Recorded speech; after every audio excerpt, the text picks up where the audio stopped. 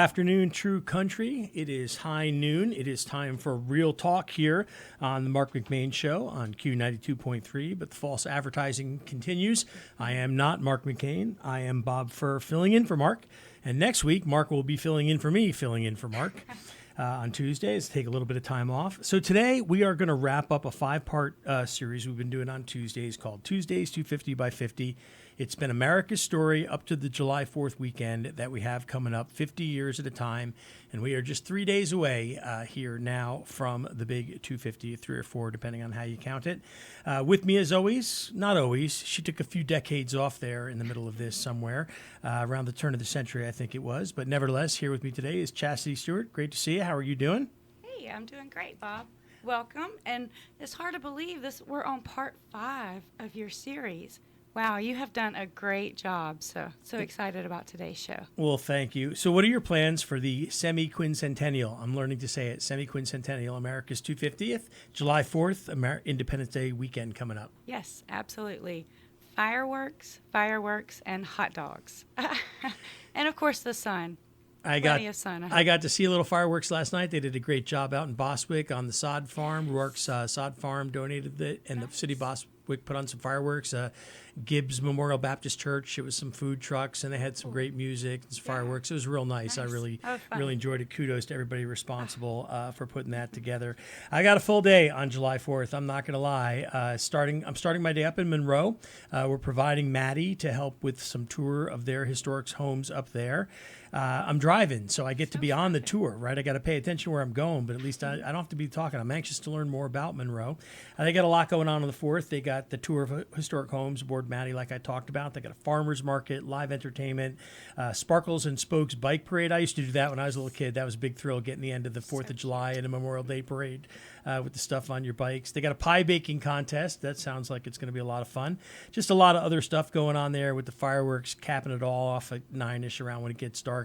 Big fireworks spectacular. It's going to be at Athens Tech Monroe Stadium, I believe, is where that's all going off from. You can check that all out at monroedowntown.com or at their Facebook page. But on Thursday, I think you said, right? Sandy Daniels, yes. The event coordinator for the city of Monroe, will be here, and she'll be talking about it. And Q92, True Country Real Talk, going to be in the game with a couple of live remotes there during the day. And in Madison, my day starts off on July 3rd. We're going to be doing free trolley rides at the Independence Day concert and picnic on the Cultural Center grounds. They'll have Uncle Sam, face painting, sidewalk chalk art. There's going to be food vendors. You can bring your own picnic and beverages, though. You can get tables in advance for a donation. You want to reach out if you want to get that in advance. That all kicks off at about 6 p.m. With the concert starting at 7 p.m. And then, again, we'll be giving trolley rides. You can find us in the back parking lot. The goal on those trolley rides, by the way, is as we pull back in to see which group of kids I can get screaming Molly Cyrus's Party in the USA the loudest as we come in. And then on the start of the day on July 4th in Madison, they're doing something really cool. I was going to do it. I had to better deal them to bring the trolley up to Monroe, but it was a big hit because they're actually going to be reading the Declaration of Independence in Town Park starting at 10 a.m. And that's what they did. I've told you that before. After they got the thing done and printed all around the country, people went out and read the Declaration of Independence to Americans, hearing it for the first time. And I think that's a great way to commemorate the semi-quincentennial, is to hear that reading. And I had the best part, too. I had the preamble. I'm really kind of broken up about that. But again, that's put on by the Daughters of the American Revolution, and that's going to be in Town Park. And then for the first time in a long time, if ever, I don't know if it's forever, if ever, but the Madison fireworks on July 4th this year, the city of Madison. Usually they do them on the 3rd. This year they're going to be on July 4th. They take place at the Morgan County Parks and Recreation Sports Complex. We're going to be giving trolley rides there. I'm really grateful for this opportunity. We get people coming up to us all the time, and they're like, I got a 5-year-old, a 6-year-old. They really want to ride the trolley. 90-minute history tour, probably a bit much. And so whenever there's an opportunity like this, chili cook-off or, any chance we get, it's really just such a joy to be able to give back to the community. So you'll find us on the back side of the ball fields near where the new rec building is. Madison Fire Department's own Sergeant Kenny Griffin is going to be running the fireworks show. One of my fellow firefighters. He's going through the process, or has been through the process, about becoming a certified pyrotechnician, and this is his big debut. Yes. So no pressure there. But we're all rooting and praying for him and hope it's going to be great success, and I know it will be. He's quite a guy. And we're going to have him on later to talk about that process once we get through this. And I think it's going to be a really interesting guest someday to have somebody in who sets off the fireworks, a pyrotechnician, how the process works and how that looks like and what he had to go through to learn that. I would much rather have him than have just some kids or someone down the street setting them off. Well, firefighters, right? People always make fun about firefighters liking to blow things up and liking fire. But honestly, best people for it, I think, Absolutely. pretty clear. I agree. So we're going to have him talk about that. Anyway, you can find out about all the stuff going on in Madison, about the concert at mmcc-arts.org. That's the Cultural Center's website, or you can go to madisonga.com and navigate your way to Main Street Madison, and also find the Main Street Madison Facebook page. Lots of great stuff going on there as well. So as we look now, in letters that John Adams wrote to his wife Abigail, he said he predicted right after the Declaration of Independence that in a letter he wrote on July 3rd, that American independence would be celebrated by succeeding generations as a great anniversary festival. He declared that the occasion should be solemnized with pomp and parade, with shoes, no idea what that is, not shoes, but something else, games, sports, guns, bells, bonfires, and illuminations. I do know what that is. It's fireworks. From one end of this continent to the other, from this time forward and forevermore. He nailed it, right? That's what we've been doing for the past, coming up on 250 years. Got the date wrong, though. He felt that was always going to happen on July 2nd, which was the day the Declaration of Independence vote actually took place. And most of the delegates actually signed it on July 2nd, but it was on July 4th when it was formally adopted that became our nation's birth date. And one thing about his comment is, think about that phrase, from one end of the continent to the other. Right? This is 1776. We don't go but to the Appalachian Mountains. This is an early founding father before the revolution's already been fought, and he's already thinking from one continent to the side of the continent to the other. Had no idea what was out there, but already we had this aspiration for manifest destiny right from the very beginning. You're listening to Real Talk on True Country, WMOQ 92.3 on your FM dial. It's the Marc McMain Show. Bob Furr filling in for Marc on Tuesdays. And we're about to bring home our Tuesdays 250 by 50 series, sharing America 250-year story, 50 years at a time. So let's do a quick recap. The first 200, what have we learned about America's character? Well, we started out with the colonial era in leading up to the American Revolution. And, this is where America came to be because the colonial powers of the world, England, France, and Spain, were seeking to conquer the world and control these new lands that were found in the Western Hemisphere.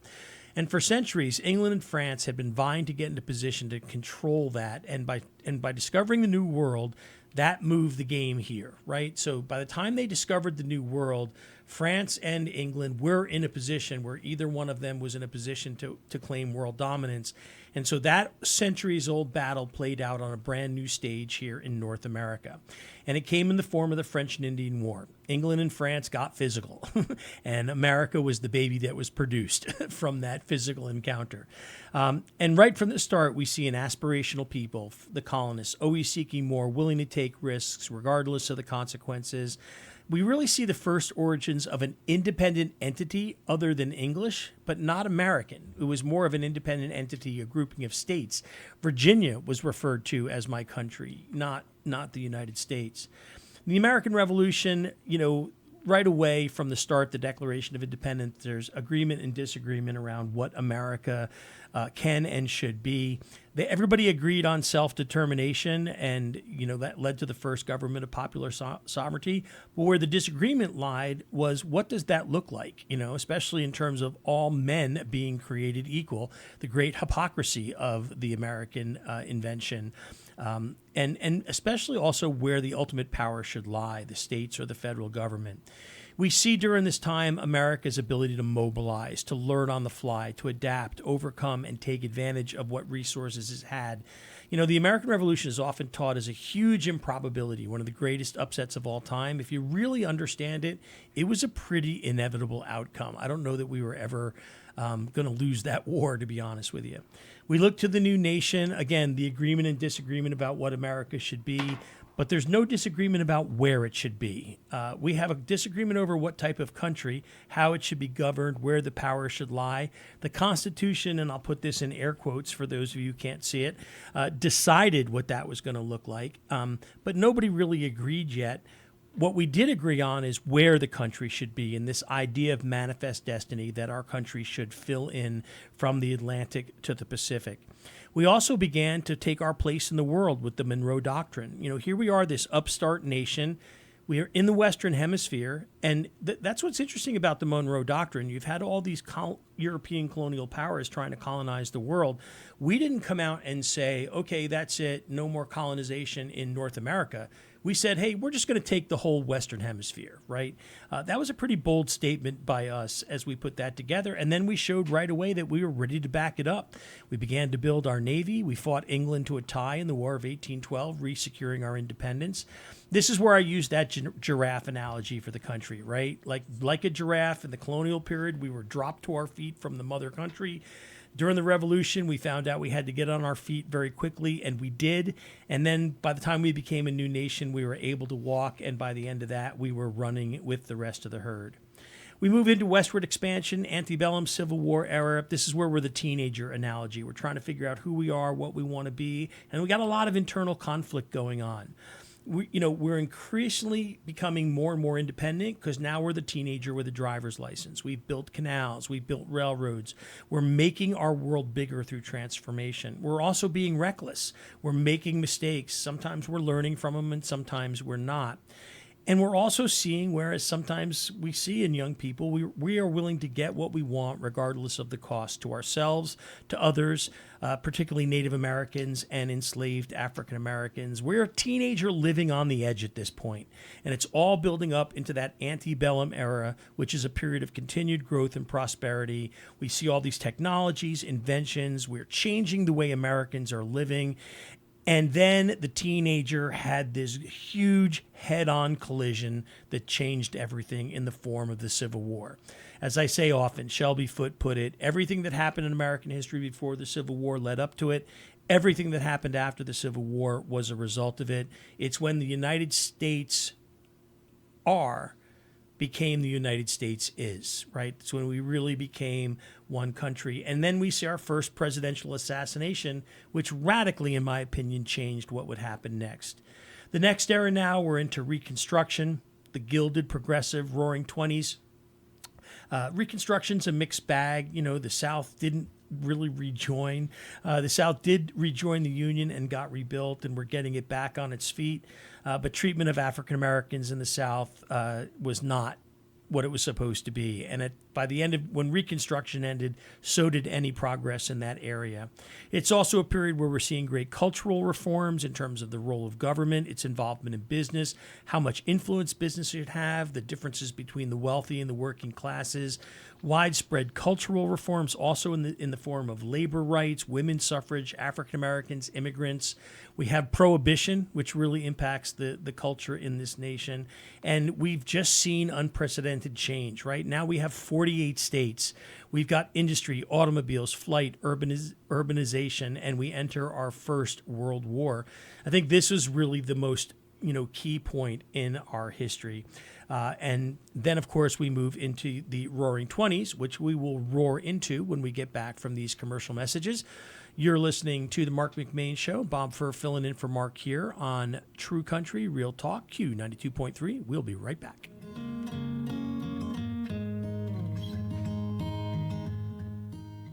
The Madison Trolley Company is Morgan County's newest 5-star attraction. We offer historic Madison tours year-round, a haunted history experience in the fall, and our Madison Lights Christmas Tour and Mary Maddie Express Adventure for kids have become new holiday traditions. Our private charters add vintage charm to weddings and special occasions aboard a historic trolley by day, party trolley by night. Find us on the Madison Town Square or get on board by visiting madisontrolley.com or calling us at 706-997-1800.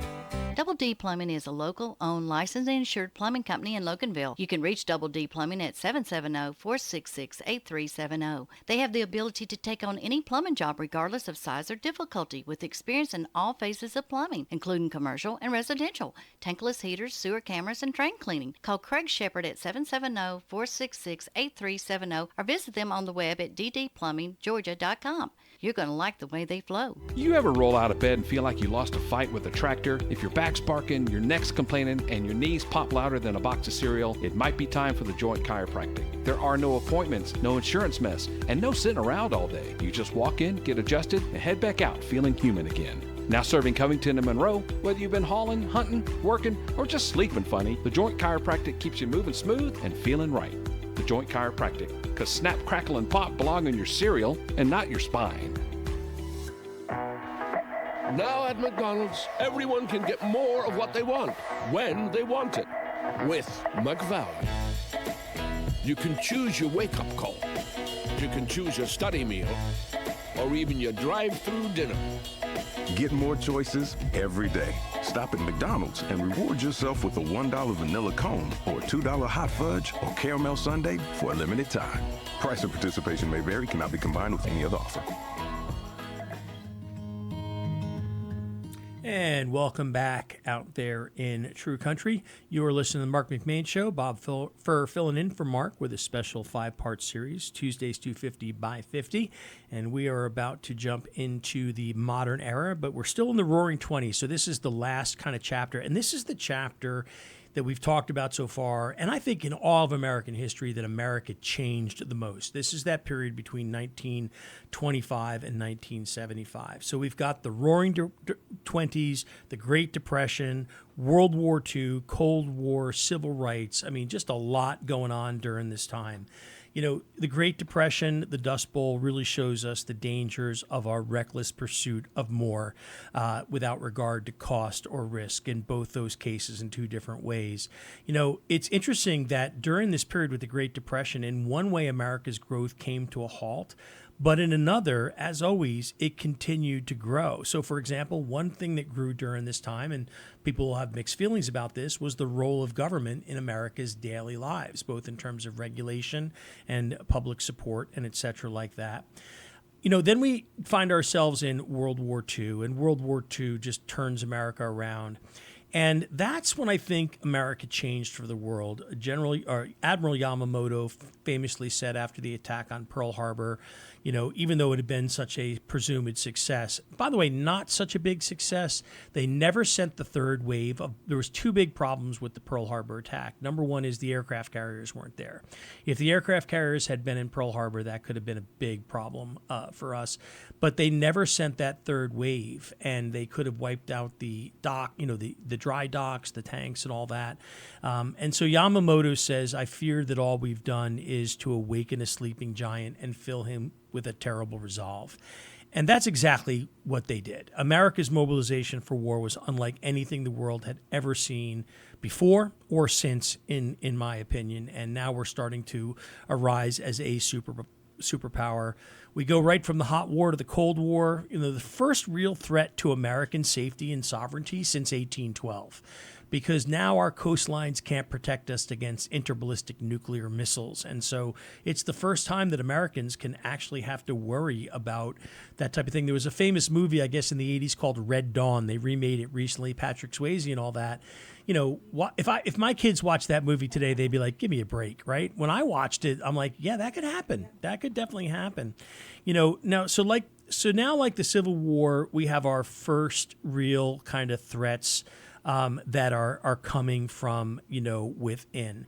What I mean by that is we're looking at things like civil rights and, you know, the things the things that are kind of tearing the country apart. Basically what happened was that teenager that grew up had kids, and a lot of them, in the form of the baby boom. And they began to reject the ways of their parents. And we have this whole countercultural revolution in the 1960s, the only decade, in my opinion, that describes itself, right? We have the civil rights, we've got Vietnam, we've got America's influence being tested in the world now. And so when America entered the 1970s, it was perhaps the decade of an all-time low in American self-esteem. So we were in the 70s the last time, so let's just get through it real quick. 1970 started bad and got worse, right? We come out of a decade of protests and turmoil over civil rights in the Vietnam War.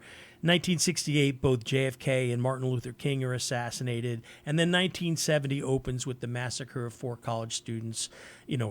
Massacre is probably a strong word. The shooting, tragic shooting of 4 students at Kent State.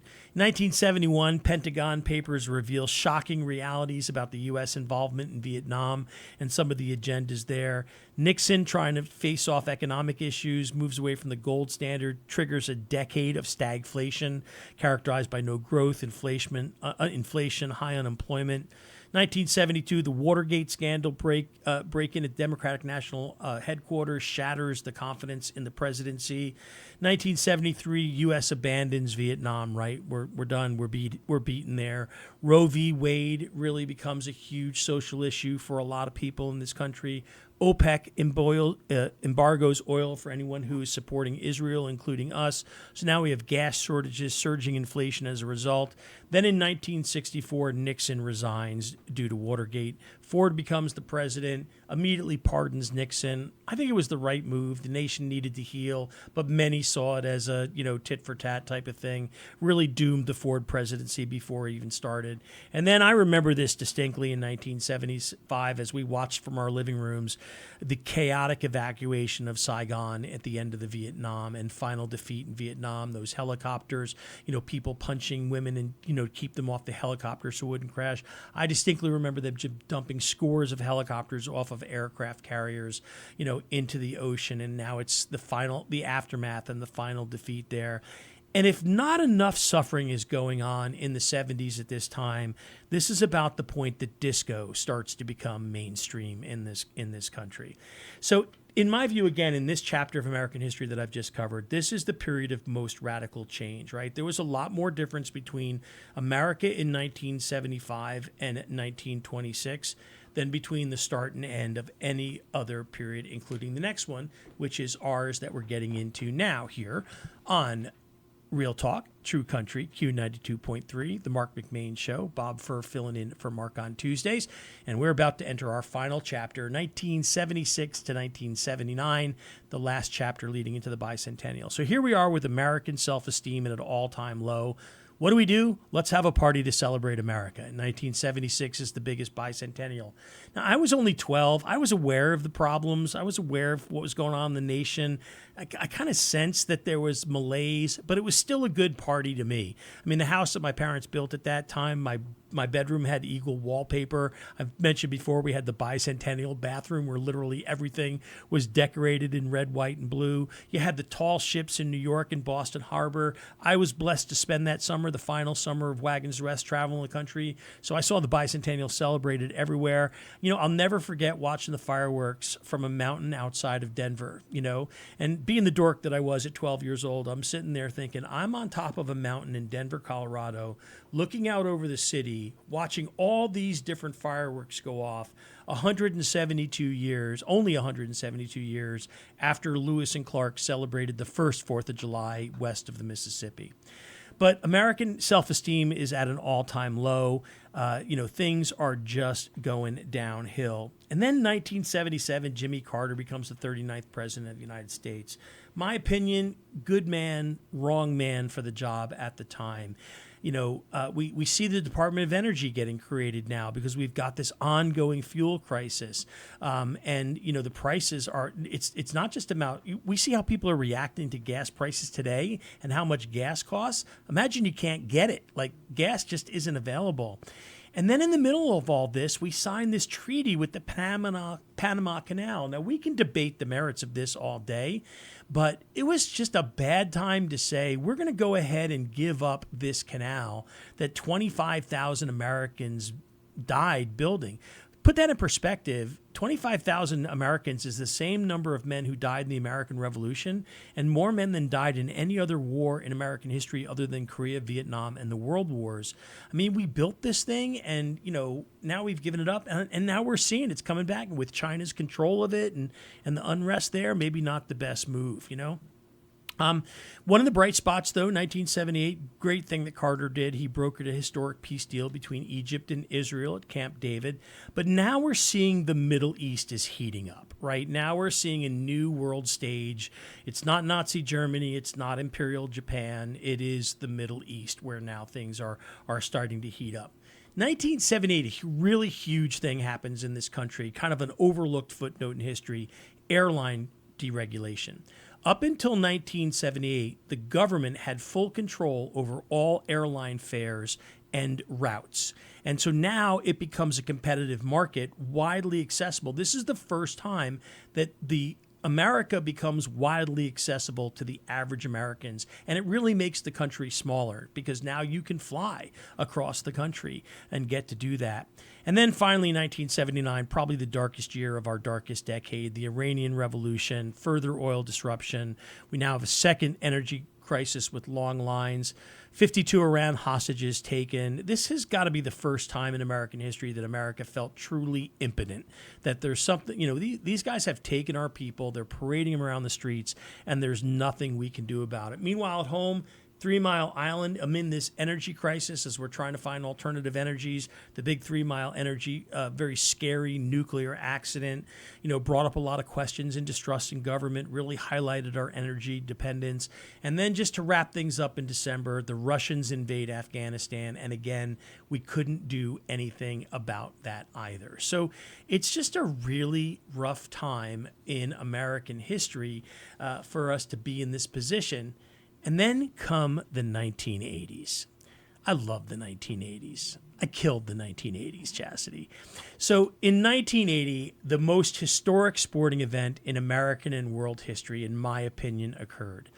Now, America has lost its game, right? It is not in a great place in world and popular opinion. And we are about to host the 1980 Winter Olympics in Lake Placid. And right off, it's off to a bad start. Lake Placid is a tiny town. The transportation system breaks down. And before the Olympics even start, there's a possibility that they may not even happen. Or if they do happen, they won't really matter.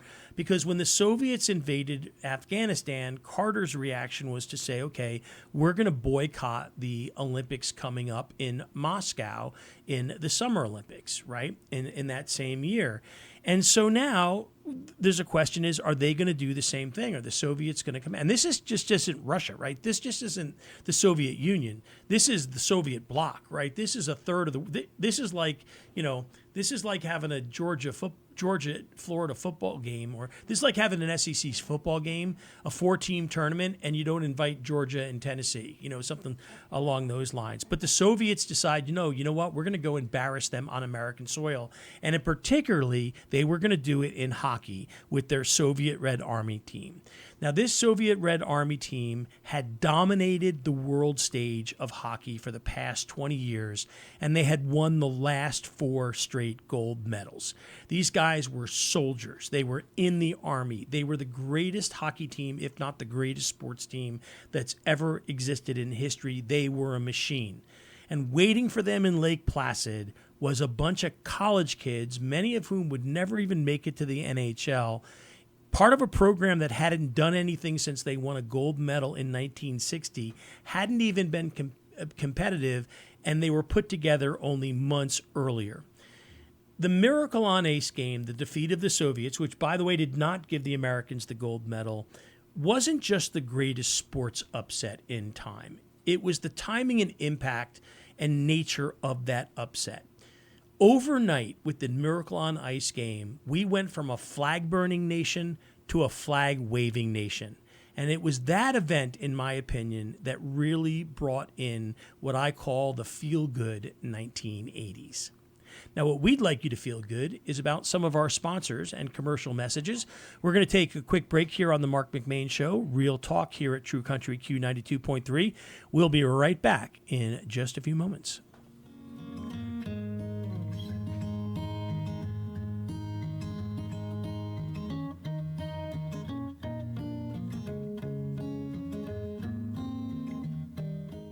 I chuckled at a cartoon that showed a news conference by a United States senator who announced that he was divorcing his family so he could spend more time with politics.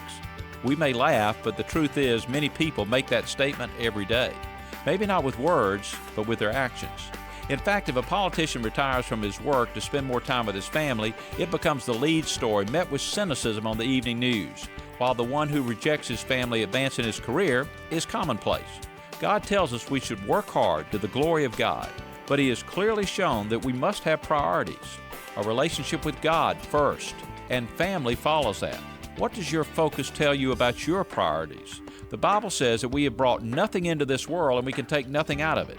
It's good to focus on the things that last, like putting God first, and then family, and then people all around us that God loves. This is Bryant Wright, speaking right from my heart. Visit rightfromtheheart.org and click television to watch our TV spots. The Madison Trolley Company is Morgan County's newest 5-star attraction. We offer historic Madison tours year-round, a haunted history experience in the fall, and our Madison Lights Christmas Tour and Mary Maddie Express Adventure for kids have become new holiday traditions. Our private charters add vintage charm to weddings and special occasions aboard a historic trolley by day, party trolley by night. Find us on the Madison Town Square or get on board by visiting madisontrolley.com or calling us at 706-997-1800. When you walk through the doors of Campton Restaurant, you're not just here for a meal, you're part of a tradition. I'm fourth generation owner Josh Parker, and for nearly 40 years, families in Walton County and surrounding areas have gathered around our tables to share stories, laughter, and good Southern cooking. From crispy fried chicken to heart-healthy daily specials, there's always a plate waiting with your name on it. We're open Tuesday through Thursday from 11 a.m. to 8:30 p.m. and 11 a.m. to 9 p.m. Fridays and Saturdays. So come on by, make yourself at home, and experience Campton Restaurant, where family tradition meets every meal. The 4th of July is almost here, so before those fireworks begin, stop by Boss Brothers Country Store to help your pet stay calm and comfortable during the holiday excitement. Boss Brothers Country Store carries Susie's CBD treats for dogs and cats, along with premium pet foods from brands like Dr. Marty's, From, Next Level, and Wholesome. Visit Boss Brothers Country Store on Highway 78 in Loganville, helping you care for your pets, livestock, and backyard flocks for over 25 years. That's Boss Brothers Country Store. And welcome back to the Marc McMain Show here on True Country Real Talk, Q92.3. Bob Furr filling in for Mark, and we are in the final chapter of our Tuesdays 250 by 50s series, and we have just talked about the turning point, I think, in American self-esteem during the period as we transition from the 70s to the 80s, which is the Miracle on Ice. And now we have a new wave in American attitude and pride starting really from that moment, I think. You know, you just did not see people waving flags. And in November of 1980, Ronald Reagan is elected president, and many call it the Reagan Revolution. Now, Ronald Reagan carried 44 states. Among the states that this Republican president carried were California, New York, Massachusetts, Illinois, Oregon, Maine, right? Didn't carry Georgia. Now, in fairness, he was running against a Georgian. But, this is the first time. This was a big win, right? This is 489 to 49 electoral votes, an 8.5 million popular vote margin. Been a long time since we've seen numbers like that in our elections. But to me, in 1980, maybe one of the most significant events in American history happens that is impacting us today. It is in 1980 that CNN launches the cable news network. I think we underestimate the change of CNN. And I'm not bashing CNN, Clinton News Network. Please don't take it that way, right? I'm saying the change was the need to fill 24 hours with news, right? Now it's not just a couple of hours in the morning, couple hours at lunch, couple hours in the afternoon. We've got to find something to talk about 24 hours a day. And we went from a period where not all the stories that people wanted to report could get reported because there wasn't enough time to we're going to report everything people want to report, and we need to go find more. Everything's got to be a story. Everything's got to be out there. And you know what stories sell the best? The stories that make you scared or angry. And so I think that the adoption of, I won't just say CNN is the one that did it, but it was the introduction of 24-hour news cycles had one of the biggest impacts in the history of America's story. 1981, Reagan is inaugurated. The very same day, the 444-day Iran hostage crisis ends, and those 52 Americans are on their way back. Also in 1981, Sandra Day O'Connor, the first Supreme Court justice, first woman to become an American Supreme Court justice. You know, I think a lot of times when we talk about marginalized classes in this country, there's naturally a lot of focus on African Americans and Native Americans, and with good reason. Slavery, the terrible things that happened to Native Americans. But let's just point out that it is now almost 200 years after the first Supreme Court was sat in this country before a woman is named to the Supreme Court here, right? So I think we really have to understand that. And then there's another thing that happens that nobody really realized how big of an impact it was going to have, and that is IBM releases its first personal computer. Okay, so now 1982, it's 80s music. Michael Jackson's Thriller is released, remains to this day the undisputed best-selling album of all time. I believe there are very few absolutes in this world, but that 80s music is the best music ever is absolutely true. This was when AIDS was first identified. Man, that was a scary time for me. This is when I'm a firefighter paramedic, right? We had no idea. We weren't even wearing rubber gloves back then. And so now we're dealing with these car accidents, blood everywhere. Like, it was a really, it wasn't just about your sex life and all that, right? It was everywhere. And it was really kind of a scary, very little understanding of it. In 1983, Sally Ride becomes the first American woman in outer space aboard the Challenger. We also see America starting to play the role of world policeman again, with U.S. invading Grenada to protect American citizens after a coup. And we also see trouble brewing in the Middle East with those first two embassy bombings in Beirut all the way back to 1982 and 1983. Now, in 1984, the economy is beginning a significant recovery from the deep recession that it experienced coming out of the 70s and into the 80s. And the U.S. is about to host the Olympics again, this time in Los Angeles. Remember, back then, the Winter and Summer Olympics were in the same year. So you'd have the Winter and Summer Olympics both taking place in 1980. There's just this feeling that we're on the right track again as a country. I mean, there are people who are mocking Reagan. Nothing like you see today. You know what I mean? No one's wishing Reagan dead. Now there was an assassination attempt, but it wasn't because of some ideologue. It was because of somebody who wanted to, get noticed by Jodie Foster. Like, it was just, you could disagree with Reagan and Reaganomics and trickle-down economics, but the country had a different personality when it came to disagreeing back then. And you know what changed that? The 24-hour news cycle and its facilitation of what we talked about earlier, yellow journalism. Now, Reagan wins this next election 49 out of 50 states. Walter Mondale wins only Minnesota, his home state. The Electoral College, 595 to 13, with a popular margin of 14 million. But there's now a second embassy bombing in Beirut. 1985, this was really kind of the era of global aid, things that would lead later on to what we saw like in Mogadishu, the famous Black Hawk Down movie. This is when Live Aid, not an America thing, Bob Geldof, the English artist, came up with this, but to help relief efforts with famine in Ethiopia. But this is where you kind of see now these relief efforts starting to get going. You're listening to the Marc McMain Show here on Real Country. Darn it, I made it so far, Chastity. True Country, Real Talk. If we should have left the Real Talk out of it, because that's what throws me. True Country, Real Talk, Q92.3. We are going through Tuesdays 250 by 50s, and we are in the middle of the 1980s. In 1986, we Americans, if you're alive today, you had one of those I remember where I was moment. Many were school children and had the TV rolled out into their classroom to watch the space shuttle take off, the Challenger. And it shows what confidence we had in the space program by that point, right? I wouldn't have planned to watch it that day. I just happened to be walking through the Union in college, and they rolled out the TV, and I'm like, oh, I'll watch this. I got nothing else to do. Hamburger can wait. And the minute I knew, I'd been following the space program my whole life.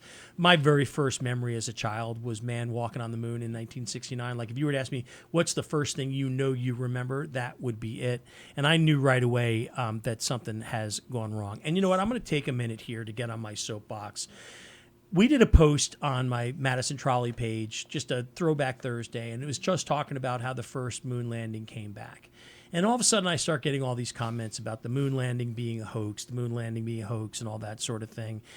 It's ridiculous. I'm sorry, it's ridiculous. So first of all, when you look at the reasons how do we know that the moon landing never happened? Well, there was no reason to go. Well, there was every reason to go.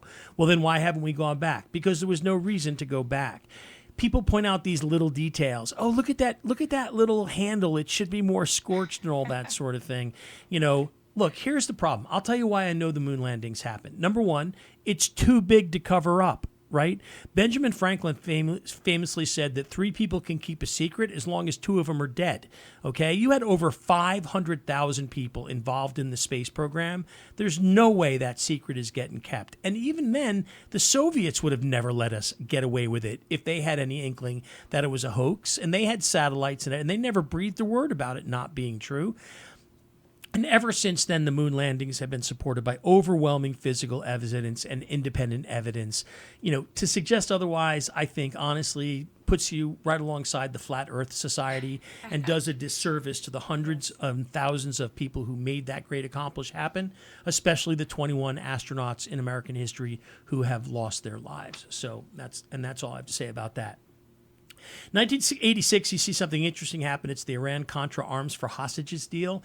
It's this secret arms sale that they have where they basically catch the Reagan administration doing arms sales with Iran in order to get the hostages back, and it involves Noriega, and it's just this really corrupt thing. But what's funny about it is they put him on trial, and the characters, Fawn Hall, the secretary who supposedly shredded everything, Ollie North, the rock-jawed Marine, and his account, the famous line by Brendan Sullivan, when he's like, I'm asking, Mr. North here, and the lawyer's like, I'm not a potted plant, Like they actually came across, I think it backfired on the people bringing the hearings. Then in 1987, we have Black Monday. It's the largest one day, contrary to popular belief. It wasn't 1929. 1987 was the largest one day percentage drop in the stock market in history. In 1929, it only dropped 12%. In 1987, it dropped 22% and sent us into a proper recession and real problems. Same problems, by the way, of the first one: overvaluation, high interest rates, economic fears, people panicking. One thing different, though, in the 1987 crash versus the 1929 crash: computerized automated selling. So the computers were doing what they'd been told to do under CERT, and that greatly accelerated the drop in that. And in this year, also, we have Reagan and Gorbachev sign the first treaty, and so now we see the Cold War starting to ramp down. 1988, George H.W. Bush, this is George W. Bush's father, he was Reagan's vice president. He becomes elected president. And now we see something. Pan Am Flight 103 gets blown up over Lockerbie, Scotland, killing 259 people. This is really our first taste of war and terrorism against civilians. You had those bombings in the embassies in Beirut, and certainly there had been civilian casualties, but they were government, quasi-military institutions. You'd had the Munich Olympics, but those weren't our people. There were a lot of Americans on that flight, and the city of Lockerbie was affected. And I think this is where we're really seeing the age of Middle Eastern-born terrorism coming in here. And at the same time, the Soviet Union wall collapses. They finally heed Reagan's wall. This is the beginning of the end of the Soviet Union, and the Soviet Union collapses. And finally, to finish out the decade in 1989, U.S. invades Panama, famously deposing the dictator Manuel Noriega. So again, seeing America being willing to play a role in these foreign affairs. So, speaking of affairs, we'd like you to hear the affairs of some of our great sponsors, that they have things they'd like to talk to you about. You're listening to True Country Real Talk, Q92.3 WMOQ. We'll be right back.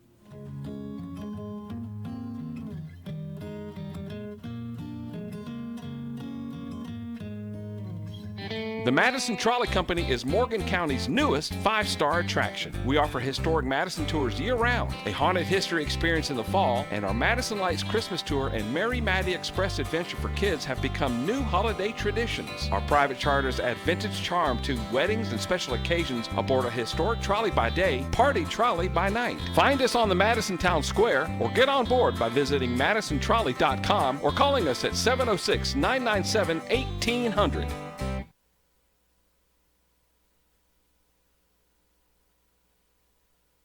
you walk through the doors of Campton Restaurant, you're not just here for a meal, you're part of a tradition. I'm fourth generation owner Josh Parker, and for nearly 40 years, families in Walton County and surrounding areas have gathered around our tables to share stories, laughter, and good Southern cooking. From crispy fried chicken to heart-healthy daily specials, there's always a plate waiting with your name on it. We're open Tuesday through Thursday from 11 a.m. to 8:30 p.m. and 11 a.m. to 9 p.m. Fridays and Saturdays. So come on by, make yourself at home, and experience Campton Restaurant, where family tradition meets every meal.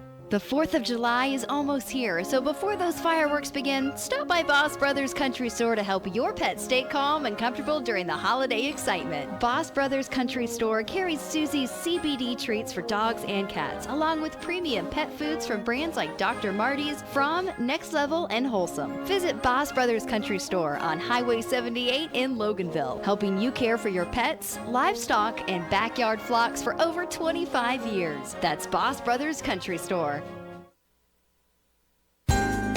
Lake Life is the Lake area's largest award-winning magazine, reaching over 25,000 readers. Pick up your copy of Lake Life magazine today. Get Lake Life free at over 100 convenient locations in Georgia's Lake Country. And keep in mind, you'll receive your free copy with a subscription to the Lake Oconee News or the Eatonton Messenger. Lake Life. It's all about the lives and events in Georgia's Lake Country. Call 706-485-3501 to subscribe. Lake Life, the biggest, the best, and it's free.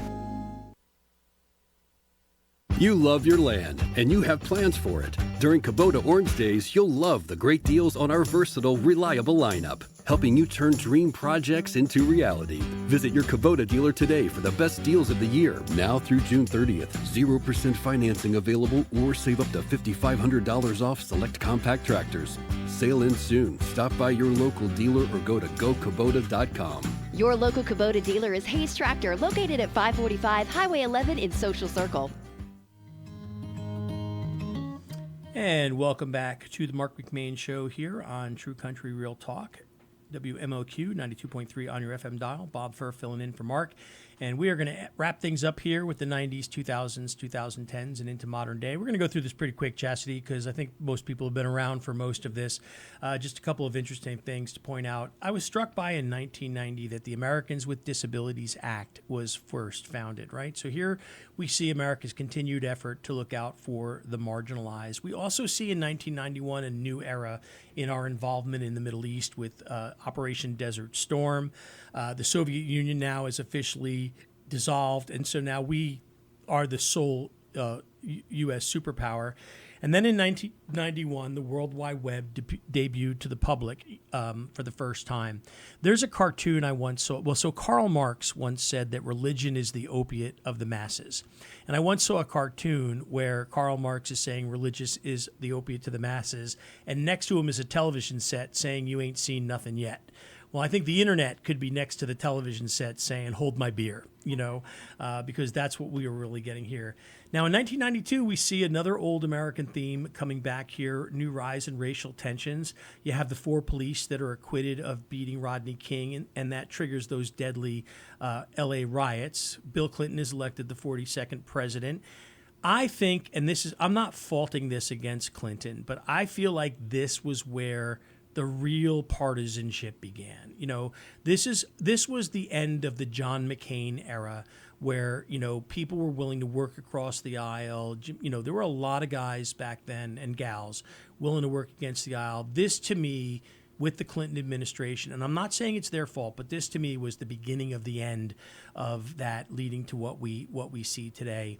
In a harbinger of things to come, tragically, in 1993, Islamic extremists bombed the World Trade Center. And then in another harbinger of things to come, we see the U.S. government, particularly the alcohol, tobacco, and firearms, really make some questionable choices and overcome the complex in Waco there. Whether or not those guys were harboring guns, whether or not that was justified, Timothy Koresh went jogging every day on a road all by himself. 2 fat sheriffs with donuts could have picked him up and put him in the back seat without having to go through all that going on. Now we're seeing a Republican revolution, though, for the first time in 40 years. The Republicans control both houses, and the controversial NAFTA agreement takes effect, basically reducing trade barriers between the U.S., Canada, and Mexico as a free trade zone. In 1995, we have the Oklahoma City bombing, not probably our first and most dramatic, not our first case of domestic terrorism, but certainly dramatic. I mentioned to you, I got to stop at that museum on my way across country. Highly recommend it. Same year, O.J. Simpson gets acquitted in the Bronco chase. Many people, everybody knows where they were watching that Bronco, right? And even where they got the verdict, it was a spectacle. It captivated the nation. It was sad spectacle, really. A lot of people pointing back to the ties to that whole previous trial and that sort of thing. And then we have, we also have Netscape with its initial public offering kicking off the tech boom, the dot-com era. 96, Clinton gets reelected. In the 60s and 70s, the conservation movement had really started getting going. Now we have the Kyoto Accord. So now we have this whole global warming thing kind of coming on to the mainstream. And now we have the new precedent of let's start impeaching presidents. Clinton gets impeached. And we have a new horror in 1999, which is the Columbine shooting, which came in. As I start to put these decades together, I'm not saying these things aren't important, but they're just less significant, right? They're big events in our lives, but not the kind of game-changing, world life-changing events that we'd previously seen, with the possible exception of the rise of the Middle East as a hotspot during this era. Now, in 2000, the very first thing to happen was absolutely nothing. For years and years and years, in order to save space when doing computer coding, people had only put 2 dates in the year field, and supposedly the nation's attention, millions spent, because what's going to happen? All our computers are going to shut down, and nothing happened. Now, did it happen because of all the preparations that were made, or was it just a non-thing? I guess we'll never know.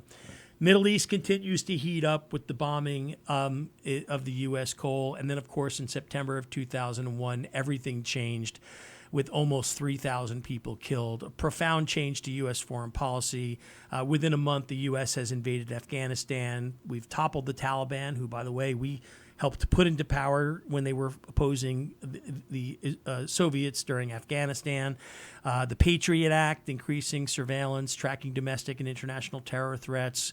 We really see all that coming to fruition. I want to go back to this point about 24-hour cable news and yellow journalism. The summer of 2001, before 9/11, do you know what the biggest news story of the summer was?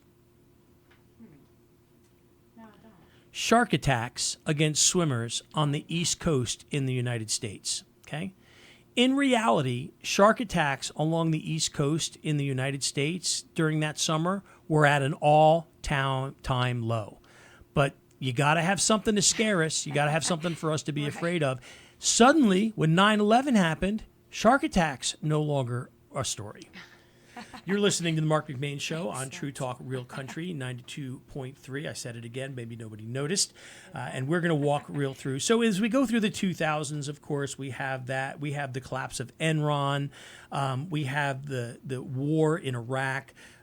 We find out just how bad we dropped the ball with 9/11, how badly our intelligence community communicated or didn't communicate in terms of that. Bush wins a second term. Hurricane Katrina is one of the biggest, again, shows holes in our infrastructure, our ability to work together. And now in the 2006 U.S. Census, we're at 300 million Americans, and the Democrats are now back in control of Congress.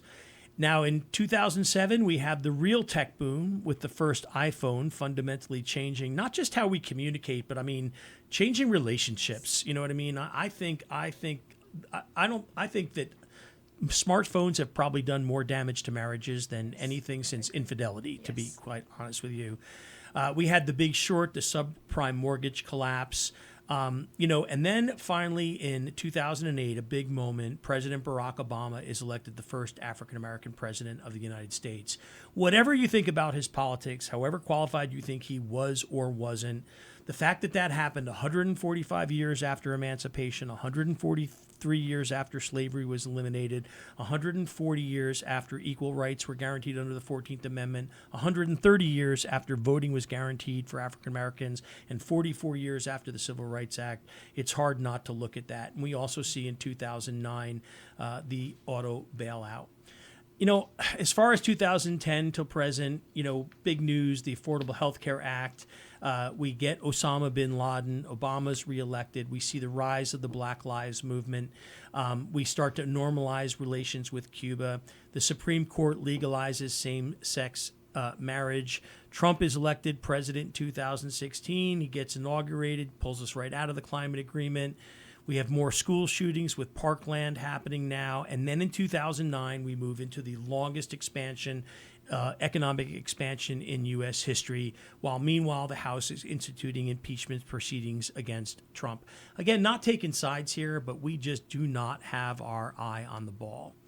I think the last big story in American history for me is the 2020 global pandemic. And, it is an event that will be studied, debated, and I think revealed for many years to come. The impeachment proceedings happen. Interesting note that we now move away from NASA to private industry, looking to send the first astronauts from a private enterprise to the International Space Station. And Joe Biden gets elected the 46th president, followed immediately by the political insurrection in Washington. People get mad at me when I call it an insurrection. Whatever you think about it, it's hard not to call it that. U.S. evacuates Afghanistan. Basically just gave up on that like we did Vietnam. And then in 2022, we have Roe v. Wade being overturned. And that pretty much brings us up into our modern day here in our history. And so I thought I would end today, just kind of reflecting on what we've talked about and what we've looked at here. What makes America unique? As I said, what makes America unique is our defined birthday is one thing. The freeze, the guy, envision that guy catching up on the runner at the way we caught up on and passed the world.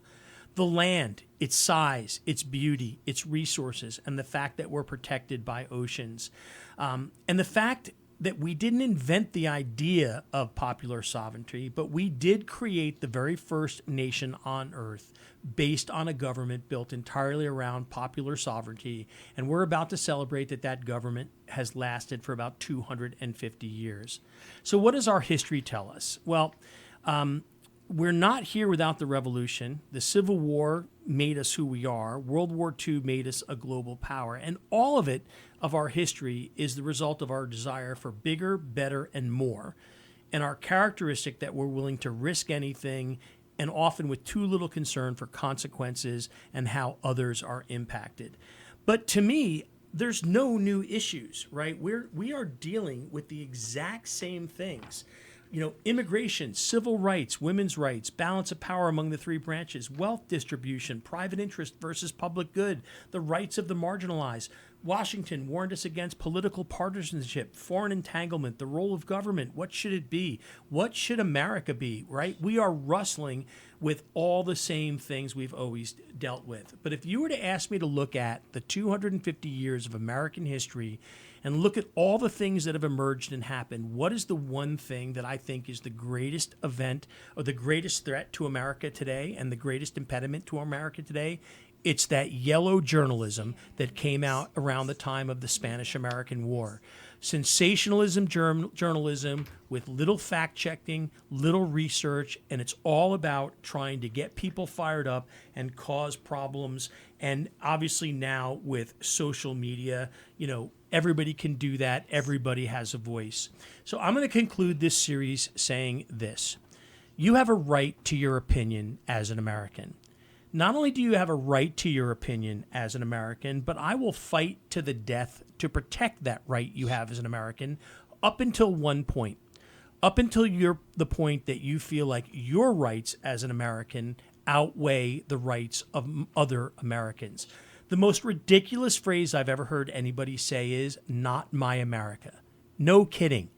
There's no such thing. No person or group gets to have their own America. It's our America. No one gets to say what America is or isn't.